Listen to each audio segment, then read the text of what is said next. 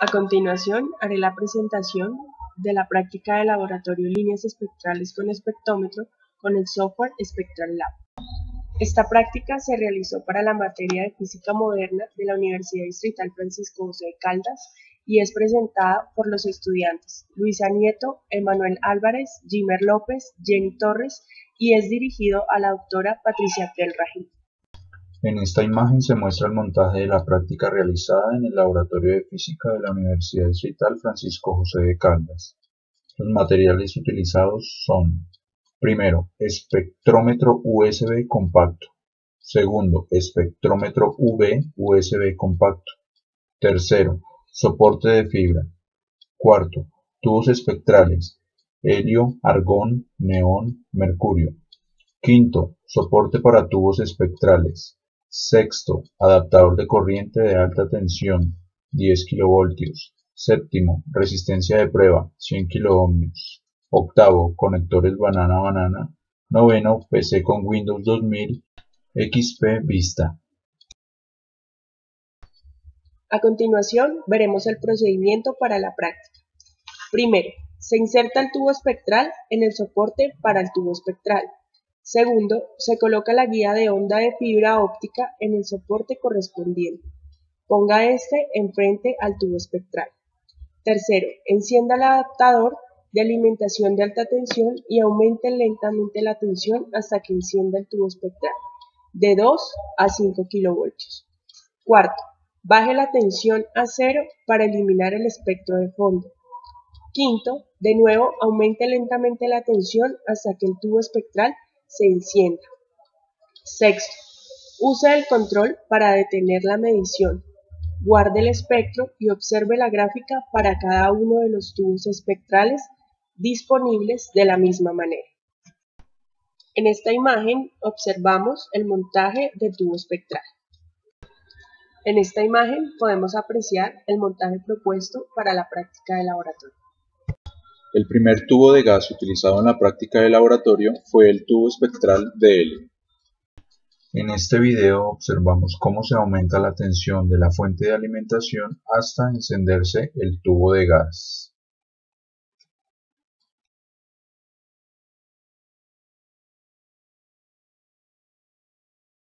Posterior a esto, se genera el espectro que es capturado por el software. En la imagen observamos el espectro obtenido para el tubo de helio. A continuación describiremos los cálculos realizados en la práctica de laboratorio, de acuerdo a los datos teóricos para el helio.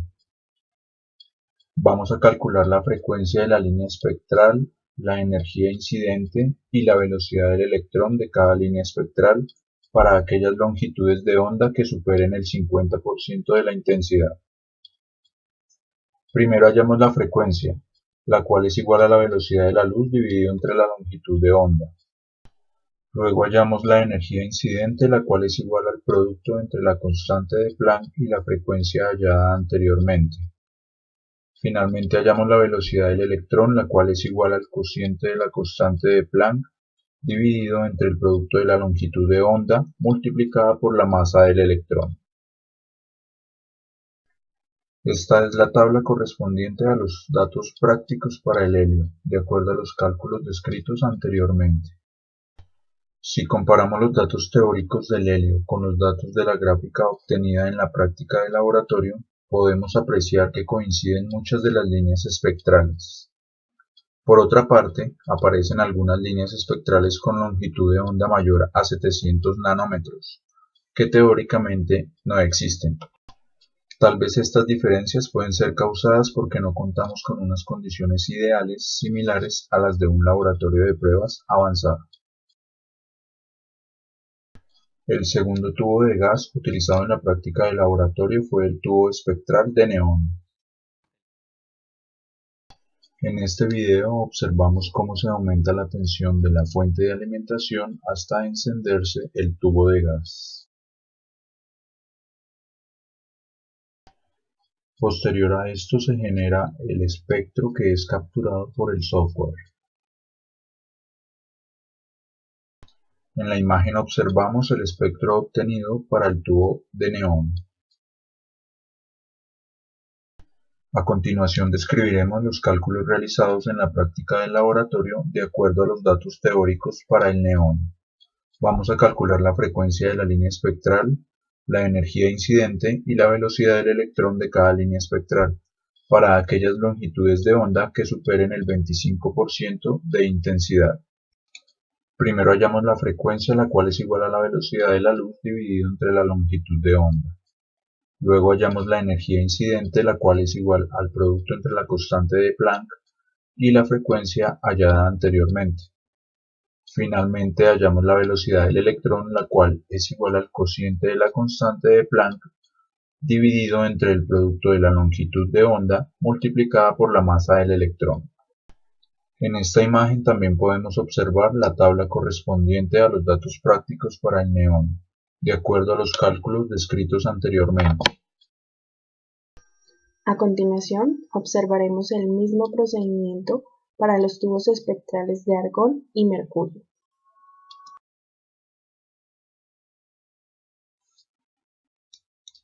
Realizamos el mismo procedimiento para obtener el espectro del tubo de gas de argón.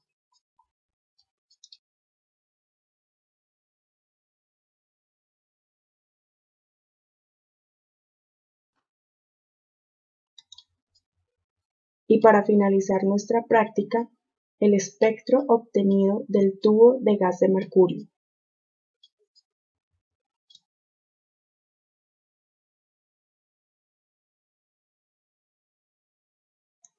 Al igual que para los gases anteriores, para el argón y el mercurio se calculó también la frecuencia de la línea espectral, la energía incidente de la línea espectral y la velocidad del electrón de cada línea espectral. Para ondas que superen el 50% de intensidad en el caso del argón y el 25% de intensidad en el caso del mercurio. A continuación, las tablas correspondientes a los datos prácticos para el argón y el mercurio, de acuerdo con los cálculos descritos anteriormente. Se concluye esta práctica, que es importante recordar que utilizamos elementos del grupo octavo de la tabla periódica, los cuales se caracterizan por ser gases nobles, es decir, tienen reactividad química muy baja.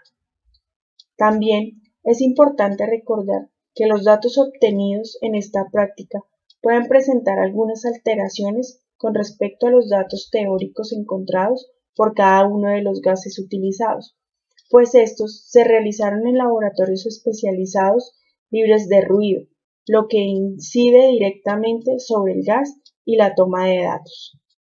El espectrómetro UV-USB, a nuestro parecer, es muy didáctico y da una vasta información del espectro de cada gas para su estudio. La recolección de datos en el software Spectral Lab es bastante precisa y permite ver con facilidad colores y longitudes de onda como se mostró en la realización de la práctica. A continuación la bibliografía y por último agradecer su atención.